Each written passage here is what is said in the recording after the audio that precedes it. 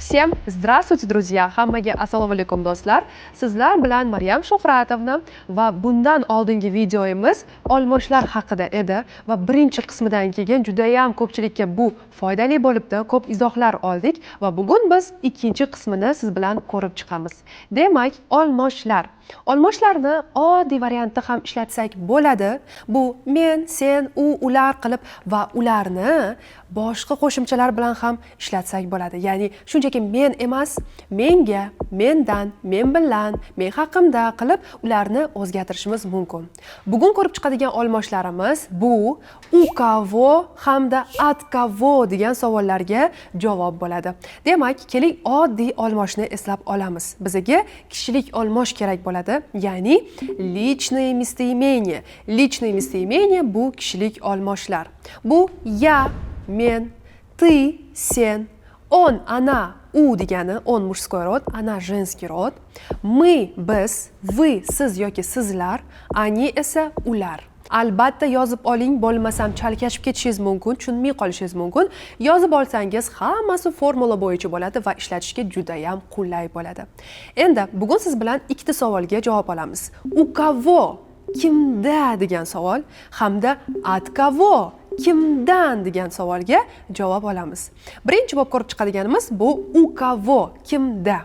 Bizga original kerak bo'ladi va originaldan biz yangi shaklga chiqaramiz. Demak, ya bu men, endi kimda, u kavo desangiz menda u bilan javob beramiz. Savol u predlogi bilan kelgani uchun hamma javoblar u bilan keladi. Demak, u меня bo'ladi. U kavo, u меня. Kimda, menda bo'ldi. Keyingisi ты, sen. Endi senda demoqchi bo'lsangiz u тебя bo'ladi. Savolimiz u kavo, kimda, u тебя, senda. Endi onga nisbatan mужской род faqatgina mужскойga ishlatiladi. Bu u degani. Endi unda demoqchi bo'lsangiz у него deb aytamiz. У кого? У него. Женский род esa она, у нее ga o'zgaradi. У кого? У нее.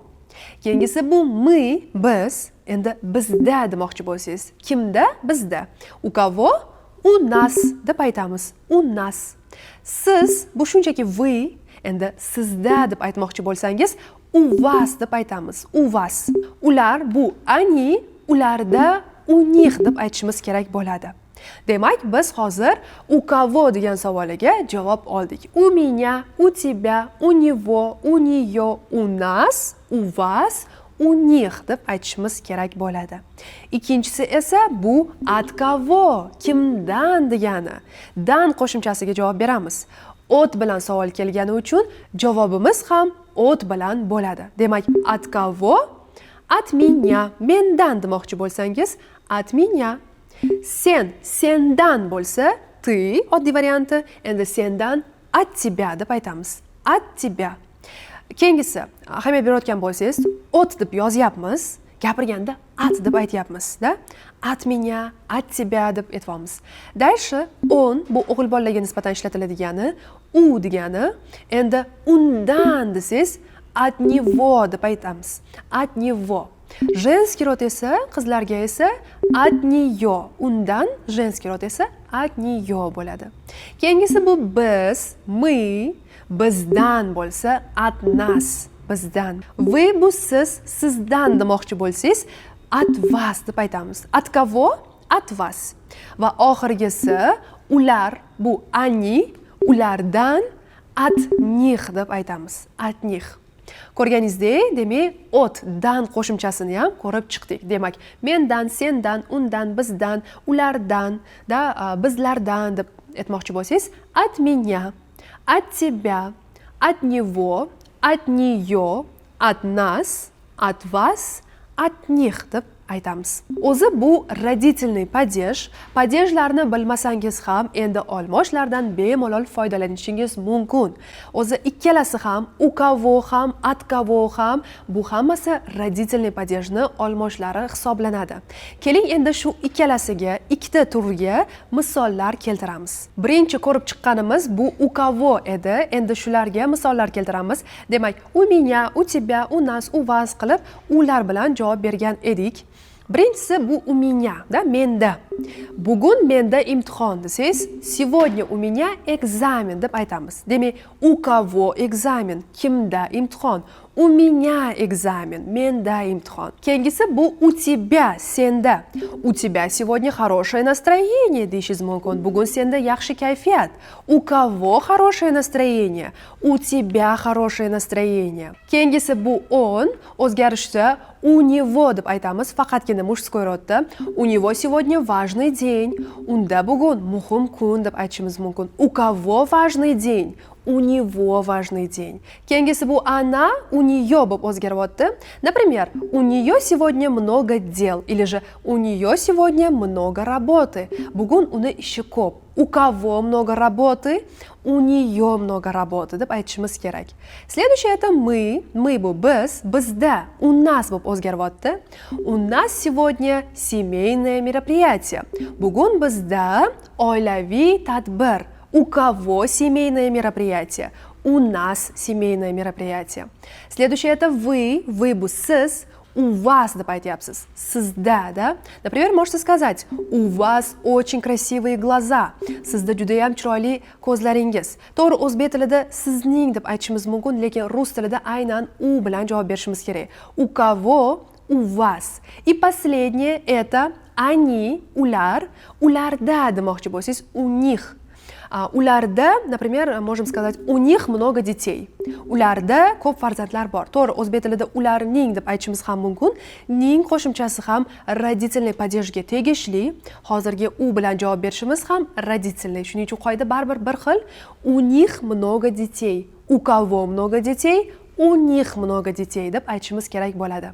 Va ikkinchi ko'rib chiqqanimiz esa bu от, да, от кого? Kimdan? Dan qo'shimchasi. Bu ham родительный падеж, родительный demak kelishik. Va birinchi ko'rib chiqqanimiz bu от меня. Я bu men, от меня mendan. Например, можете сказать: от меня для тебя есть посылка. Mendan senga jo'natma bor, да? От кого? От меня. Второе это ты, sen, o'zgardi, от тебя. От тебя я получила письмо. Sendan men xat oldim. От кого получила? От тебя получила. Следующее это он, да, aynan мужской rodga. От него bo'lib o'zgaryapti. Например, можете сказать: от него мы получили хороший результат. Undan o'quvchi bo'lishi mumkin, да? Biz yaxshi natija oldik. От него мы получили хороший результат. От кого? От него. Женский род она. От нее o'zgardi. Demak, можем сказать: от нее мы услышали хорошие новости. Undan biz yaxshi xabar eshitdik. От кого услышали хорошие новости? От нее услышали хорошие новости. Следующее это мы, biz. Bizdan bo'lsa от нас. Bu bizdan sizga sovg'a bo'lsa, это от нас вам подарок. От кого подарок? От нас подарок. Keyingisi bu вы o'zgarishda от вас bo'lyapti. Siz, sizdan-da от вас. Sizdan buni kutmagan edim demoqchi bo'lsangiz, от вас я не ожидала. Мужской род bo'lsa, не ожидал. От кого не ожидала? От вас не ожидала. И последнее, они, oxirgisi bu они, ular, ulardan demoqchi bo'lsangiz, от них. От них мы узнали результаты. Ulardan biz natijalarni bildik yoki eshitdik deyishingiz mumkin-da. От кого узнали результаты? От них узнали результаты. Demak, ko'rganingizdek, har bir olmoshlarga misollar keltirib chiqdik. Bugun ikki xilini ko'rib chiqdik. Siz ham har biriga o'zingiz qo'ldan kelguncha misollarni yozib, izohlarda yozib qoldiring. Men albatta ularni o'qib chiqaman. Bugungi videomiz foydali bo'lgan bo'lsa, albatta obuna bo'ling. Kanalimizda bundan ham foydali videolar ko'p. Albatta o'tib ko'rishingizni maslahat beraman. Keyingi videolarda ko'rishguncha, paka-paka.